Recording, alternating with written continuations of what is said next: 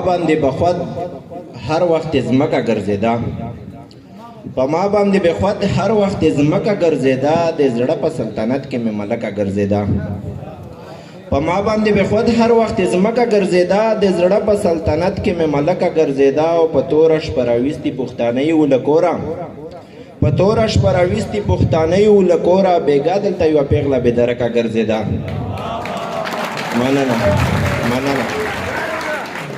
مننه په تورش پراويستي پښتانه ولکورا بیګا دلته یو پیغله به درکه ګرځیدا نو خود به مې غزل کې رنگینی د هغه ښکاری نو خود به مې غزل کې رنگینی د هغه ښکاری همیش به مې په خوا کې چې نازکه ګرځیدا زلمی به مې د خار نه پرنا ورځ ورکېدل زلمی به مې د خار نه پرنا ورځ ورکېدل په سیمه د پښتون توره شیشه کا ګرځیدا مننه زلمی به مې د خار نه پرنا ورځ ورکېدل په سیمه د پښتون توره شیشه کا ګرځیدا چې ورد بستا د پاک مقدس نامې نه وو چې ورد بستا د پاک مقدس نامې نه وو نو صاحب مې د خلینه بیخي ورکه ګرځیدا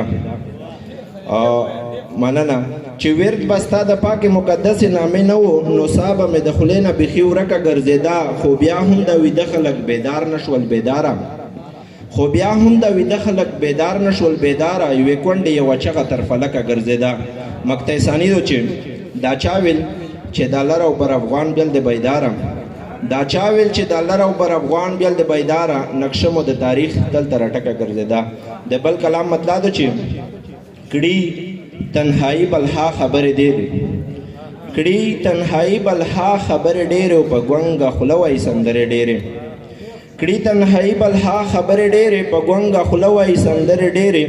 دانش صاحب چې منزل ته رسي به خو شرط یې دا دی منزل ته رسي به خو شرط یې دا دی چې څومره ووهي وزرې ډېرې مننه